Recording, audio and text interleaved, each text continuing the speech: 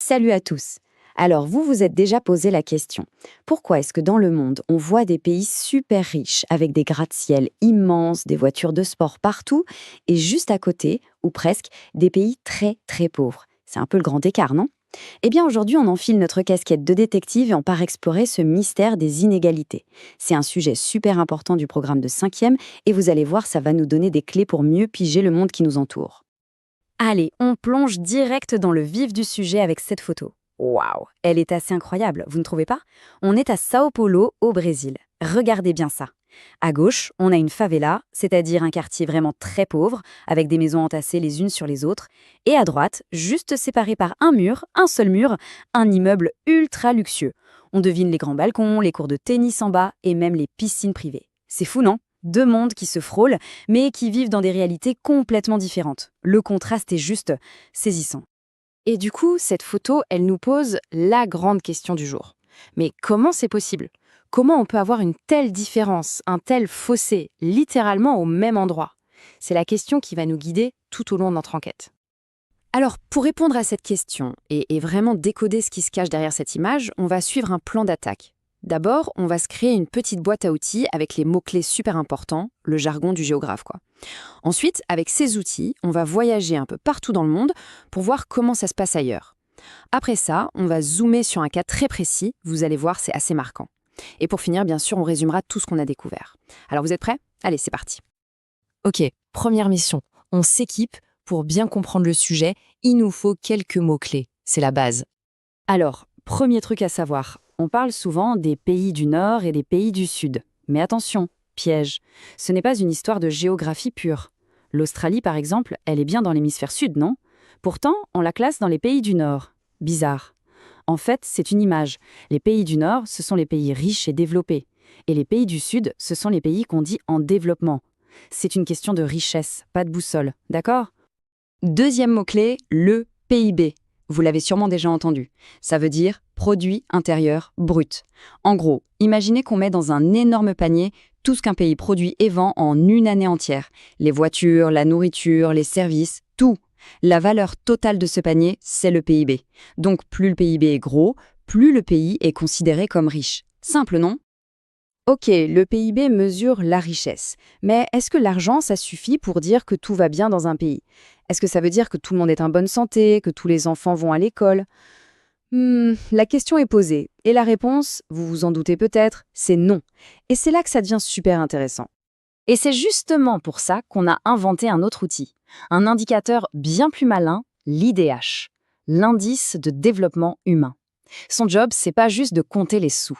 Non, son but, c'est de voir si les gens vivent bien, tout simplement. Alors, comment ça marche cet IDH? C'est facile, il repose sur 3 piliers, comme un tabouret.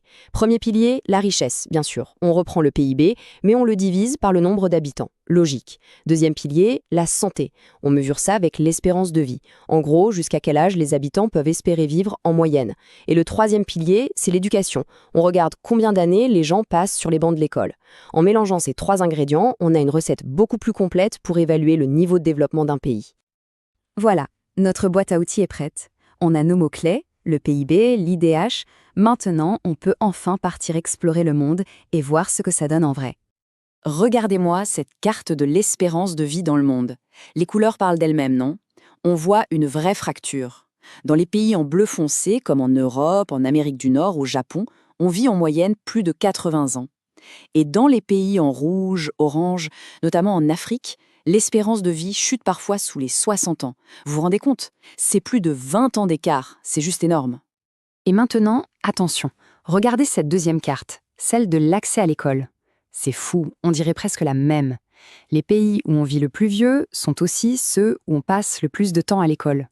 Ce n'est pas du tout un hasard, ça nous montre que tout est lié. La santé, l'éducation, les inégalités se cumulent. Le lien est donc super clair. Forcément, les pays qui sont plus riches ont plus d'argent à mettre dans la santé. Ça veut dire plus d'hôpitaux, plus de médecins bien formés, de meilleurs médicaments, et la conséquence, eh bien, elle est logique. La population est en meilleure santé et vit plus longtemps. Maintenant, on va voir que derrière ces cartes et ces chiffres, il y a des histoires humaines et parfois des drames. Pour bien comprendre ça, on va faire un zoom sur un événement qui a marqué l'actualité il y a quelques années, la terrible épidémie d'Ebola. On est en 2014. Un virus hyper dangereux, Ebola, commence à se répandre comme une traînée de poudre en Afrique de l'Ouest. Les pays les plus touchés sont la Guinée, le Libéria et la Sierra Leone. Et là, regardez bien ce tableau. Il est sans appel. En Sierra Leone, qui à l'époque était l'un des pays avec l'IDH le plus faible du monde, on a eu plus de 11 000 personnes contaminées et des milliers de morts. Des milliers. Maintenant, on regarde la ligne des États-Unis, un des pays les plus développés. Le virus y arrivait aussi. Résultat, 4 cas, un seul mort. La différence est abyssale, il n'y a pas d'autre mot. Mais pourquoi? Pourquoi un tel écart? Ce témoignage d'un journal de l'époque nous donne une piste glaçante. On y lit que les malades étaient refusés dans les centres de soins parce qu'il n'y avait plus de place, plus de moyens. Imaginez la situation. Le système de santé était à genoux, complètement débordé. Pas assez de lits, pas assez de docteurs, pas assez de matériel, rien. Et voilà la conséquence la plus directe, la plus cruelle d'un faible niveau de développement. Le virus Ebola était tout aussi dangereux aux États-Unis qu'en Sierra Leone. La différence, c'est que le manque d'hôpitaux, de routes pour transporter les malades, et même le manque d'éducation pour que les gens comprennent et appliquent les gestes barrières, tout ça a rendu le combat contre l'épidémie quasiment impossible. Bon, on a brassé pas mal d'infos là. C'est le moment de faire une petite pause et de résumer ce qu'il faut absolument retenir. Le fameux à retenir pour le contrôle. Alors, pour que ce soit super clair, voici un petit tableau comparatif. D'un côté, on met les pays développés, les Nords, hauts revenus. On vit longtemps, on va à l'école longtemps et on dépense beaucoup pour la santé. De l'autre côté, les pays en développement, les Suds. C'est l'inverse sur tous ces points. C'est vraiment la grande division du monde actuel. Et si on repense à notre photo du début à São Paulo, maintenant on la regarde avec d'autres yeux, non? On comprend que ce mur ne sépare pas juste des gens riches et des gens pauvres.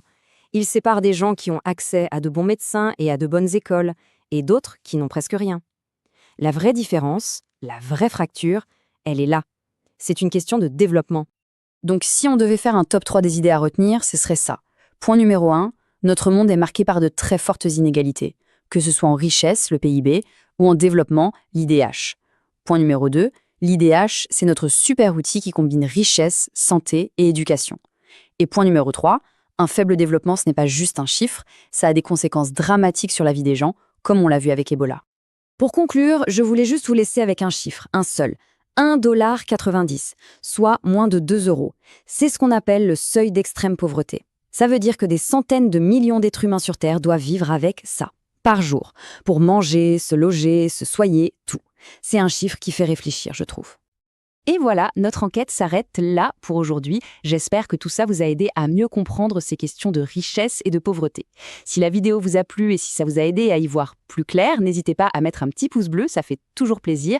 Et surtout, abonnez-vous pour ne rien rater des prochaines aventures en Histoire Géo. On se dit à très bientôt. Salut!